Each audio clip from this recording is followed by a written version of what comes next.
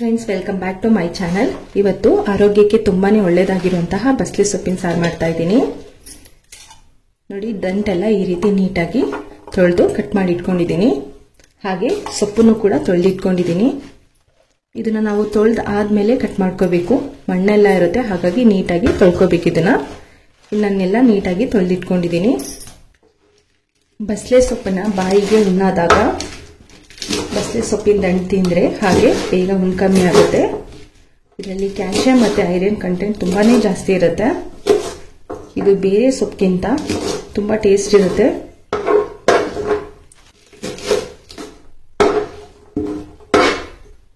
ಎಲ್ಲ ಸೊಪ್ಪನ್ನು ನೋಡಿ ಈ ರೀತಿ ದಪ್ಪವಾಗಿ ಕಟ್ ಮಾಡಿಟ್ಕೊಂಡಿದ್ದೀನಿ. ಬಸ್ಲೆ ಸೊಪ್ಪಿನ ಸಾರು ಮಾಡೋದಕ್ಕೆ ಮೊದಲಿಗೆ ಸ್ವಲ್ಪ ತೊಗರಿ ಬೇಳೆ, ಬಸ್ಲೆ ಸೊಪ್ಪಿನ ದಂಟು, ಸ್ವಲ್ಪ ಈರುಳ್ಳಿ, ಒಂದು ಈರುಳ್ಳಿ ತಗೊಂಡಿದ್ದೀನಿ, ಸ್ವಲ್ಪ ಬೆಳ್ಳುಳ್ಳಿ, 3 ಟೊಮೊಟೊ, ಸ್ವಲ್ಪ ಅರಿಶಿನ ಪುಡಿ, ದಂಟು ಬೇಯೋದಕ್ಕೆ ಸ್ವಲ್ಪ ಉಪ್ಪು, ದಂಟು ಬೇಳೆ ಎಲ್ಲ ಬೇಯಷ್ಟು ನೀರು ಹಾಕೋತಿದ್ದೀನಿ. ಇದೆಲ್ಲ ನೀಟಾಗಿ ಮಿಕ್ಸ್ ಮಾಡಿ ಇದನ್ನ 2 ವಿಷಲ್ ಕೂಗಿಸ್ಕೋಬೇಕು. ಈಗಲೇ ಸೊಪ್ಪು ಹಾಕೋದಿಲ್ಲ, ಯಾಕಂದ್ರೆ ಈ ದಂಟು ಎಳೆದಿದೆ, ಸೊ ಈ ದಂಟು ಬಲ್ತಿದೆ, ಹಾಗಾಗಿ ಇದನ್ನ ಬೇಳೆ ಜೊತೆನೆ ಕೂಗಿಸ್ಕೊತಾ ಇದ್ದೀನಿ. ಎಳೆದಿದೆ, ಸೊಪ್ಪು ದಂಟು ಎಲ್ಲ ಒಟ್ಟಿಗೆ ಹಾಕೋಬಹುದು, ಬಟ್ ಇದು ದಂಟು ಸ್ವಲ್ಪ ಬಲ್ತಿದೆ, ಹಾಗಾಗಿ ಬೇಳೆ ಜೊತೆ 2 ರಿಂದ 3 ವಿಷಲ್ ಕೂಗಿಸ್ಕೋಬೇಕು.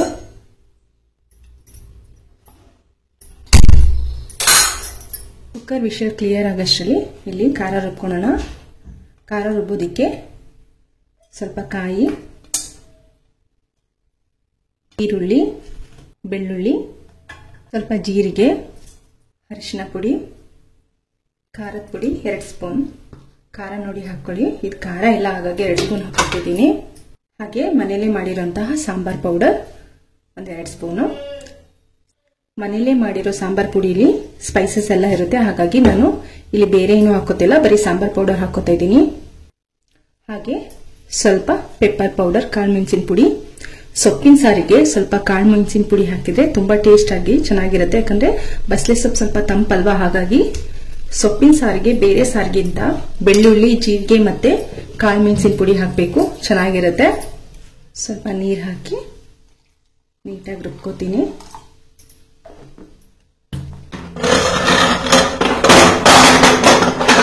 ಬೇಳೆ ದಂಟೆಲ್ಲ ಚೆನ್ನಾಗಿ ಬೆಂದಿದೆ.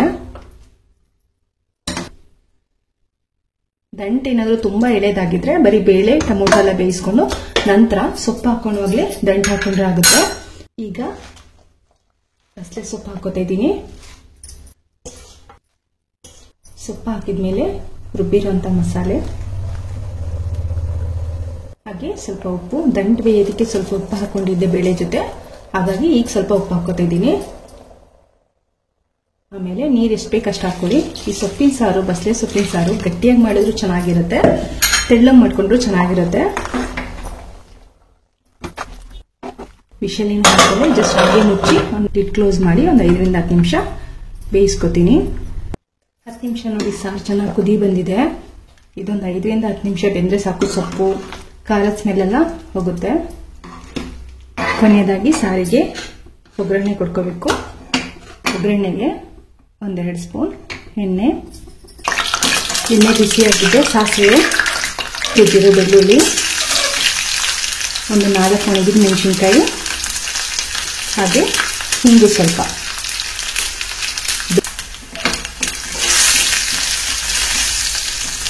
ಈಗ ಒಗ್ಗರಣೆನ ಸಾರಿಗೆ ಹಾಕೋಣ. ಈ ಬಸ್ಲೆ ಸೊಪ್ಪಿನ ಸಾರು ಮಾಡೋದು ತುಂಬಾನೇ ಸುಲಭ. ಹೆಲ್ದಿ ಆಗಿರೋ ಬಸ್ಲೆ ಸೊಪ್ಪು ಸಾರು ರೆಡಿ ಆಗಿದೆ. ನೋಡಿ ಎಷ್ಟು ಚೆನ್ನಾಗಿ ಬಂದಿದೆ ಅಂತ. ಬಸ್ಲೆ ಸೊಪ್ಪಿನ ಸಾರು ರೆಡಿ ಆಗಿದೆ. ಇದು ಮುದ್ದೆ ಜೊತೆ, ರೈಸಿನ ಜೊತೆ ಎಲ್ಲದಕ್ಕೂ ಕೂಡ ಕಾಂಬಿನೇಷನ್ ಆಗಿ ಸಖತ್ ಚೆನ್ನಾಗಿರುತ್ತೆ. ಆರೋಗ್ಯಕ್ಕೂ ಕೂಡ ತುಂಬಾನೇ ಒಳ್ಳೇದು.